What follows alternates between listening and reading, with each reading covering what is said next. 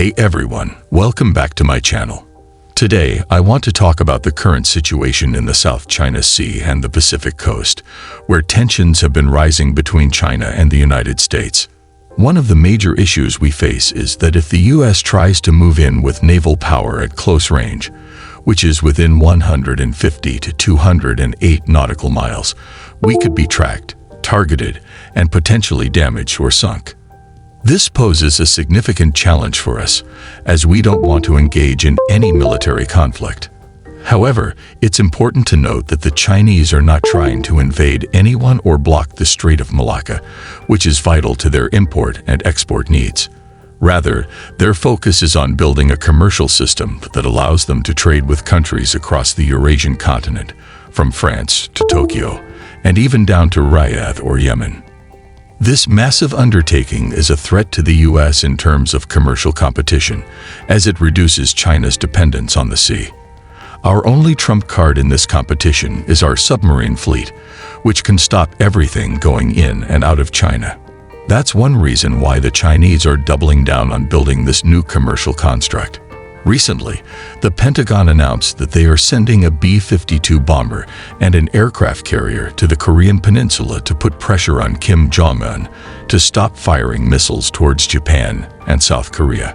However, it's important to note that North Korea has never fired any missiles aimed at South Korea.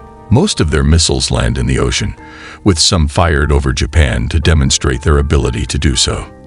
While North Korea may want to be recognized as a significant player on the world stage, they are not a significant threat to us militarily.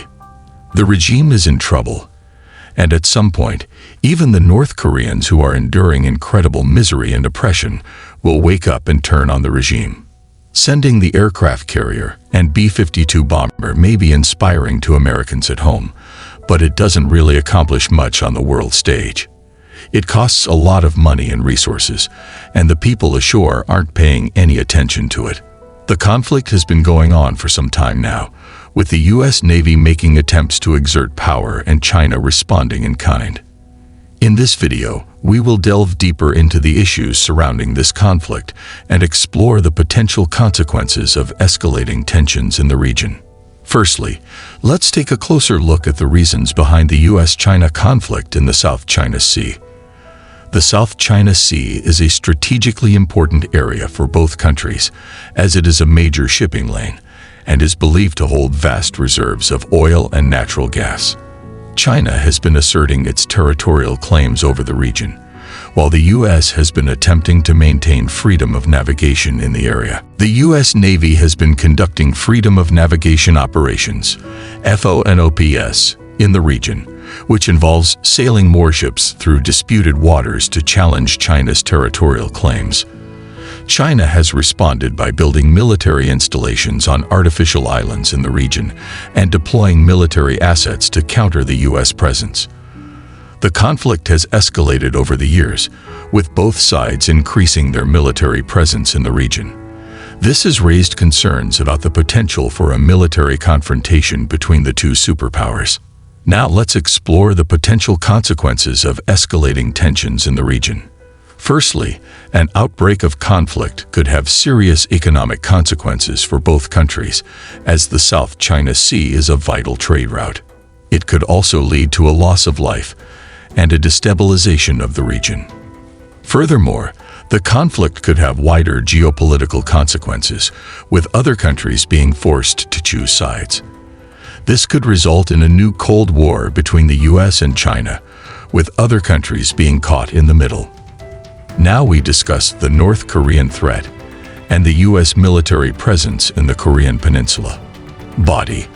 The Pentagon recently announced that it would be deploying a B-52 bomber and aircraft carrier to the Korean peninsula.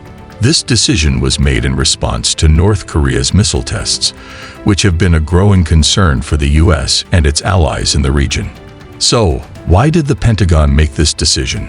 One reason is to send a message to North Korea that the US is prepared to defend itself and its allies in the region. The deployment of these assets shows that the US is taking the North Korean threat seriously and is ready to respond if necessary. But is this an effective strategy for dealing with North Korea's missile tests? Some argue that it is not. North Korea has shown that it is willing to ignore international pressure and continue its missile tests. This means that the U.S. needs to come up with a more comprehensive strategy for dealing with North Korea. One potential strategy is to increase economic pressure on North Korea. The U.S. could work with its allies to impose more sanctions on the country, which could hurt its economy and force it to reconsider its missile tests. The U.S. could work to improve its diplomatic relations with North Korea in order to find a peaceful solution to the issue. The deployment of a B-52 bomber and aircraft carrier to the Korean peninsula is a clear message to North Korea that the U.S. is ready to defend itself and its allies. However, it may not be enough to stop North Korea's missile tests. The U.S. needs to work on a more comprehensive strategy that includes economic pressure and diplomacy in order to find a long-term solution to the North Korean threat. Thank you for watching, and I'll see you in the next video.